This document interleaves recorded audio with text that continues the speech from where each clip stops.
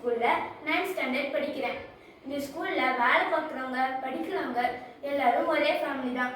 அந்த ஃபேமிலியில் யார் யார் இருக்காங்கன்னா சேர்மேன் சார், மேடம், அப்புறம் அவங்க ஃபேமிலியில் இருக்கவங்க ப்ளஸ் டீச்சிங் ஸ்டாஃப், நான் டீச்சிங் ஸ்டாஃப், ஸ்டூடெண்ட்ஸ் அப்படின்னு மொத்தமாக 933 மெம்பர்ஸ் இந்த ஃபேமிலியில் இருக்காங்க.